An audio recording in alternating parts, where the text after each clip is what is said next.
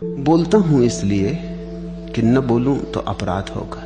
जो मिला है उसे बांटना जरूरी है। जो मिला है उसके मिलने में ही ये शर्त है कि बांटना जरूरी है। मिल जाए और न बांटो तो कंजूसी होगी। और सब कंजूसियां माफ हो सकती हैं, लेकिन परम सत्य मिल जाए और न बांटो तो ये अक्षम्य अपराध है। ये कभी भी क्षमा नहीं किया जा सकता। ये बिना लिखा कॉन्ट्रैक्ट है, किसी कानून की किताब में नहीं। ज्ञान हो जाने के बाद सोचा क्या कहूं, कौन समझेगा। फिर जो समझ सकते हैं वो मेरे बिना भी समझ लेंगे। 100 में कोई एक आध, 99 तो ऐसे हैं कि मैं कहूंगा कहता रहूंगा और वो ना समझेंगे। क्या सार। मगर इन दोनों के बीच में भी कोई एक आध है जो किनारे पर खड़ा है।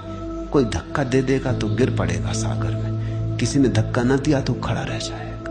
कुछ तो बहुत दूर है सागर से, आप कितनी धक्का दो वो ना गिरेंगे। गिरेंगे भी तो जमीन पे गिरेंगे, उठ के खड़े हो जाएंगे और गाली देंगे कि क्यों धक्का दिया, हम भले चंगे जा रहे थे और तुम्हें धक्का देने की सूझी।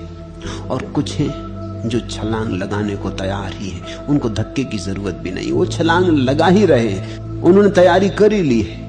बस वो 1 2 3 की प्रतीक्षा कर रहे हैं कि कौन जाएंगे। लेकिन कुछ हैं जो किनारे पर खड़े पहुंच गए सागर के किनारे और छलांग का साहस नहीं जुटा पा रहे। सभी बुद्ध पुरुषों के सामने ऐसी घटना घटती है। जब मिलता है सत्य तो एक मन होता है चुप रह जाओ, अब कौन फिजूल पंचायत में पड़े। और यहां ऐसे लोगों की हीरा भी दिखाओ तो वो कहते हैं कहां है हीरा, दिखाई नहीं पड़ता। और कौन जाने ये आदमी धोखा दे रहा है कि लूटने आया कि क्या मामला है।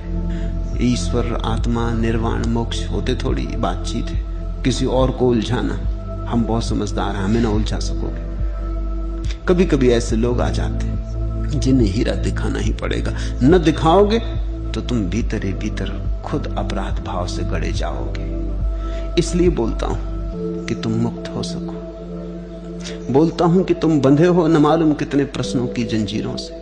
बोलता हूं कि वे जंजीरें टूट सके, किसी उत्तर की तुम्हें झलक भी दिखाई पड़ जाए, तुम्हारी आंख जरा आकाश की तरफ उठ जाए। तुम जमीन पे गड़ाए चल रहे हो जन्मों जन्मों से, तुम भूल ही गए हो कि आकाश भी है।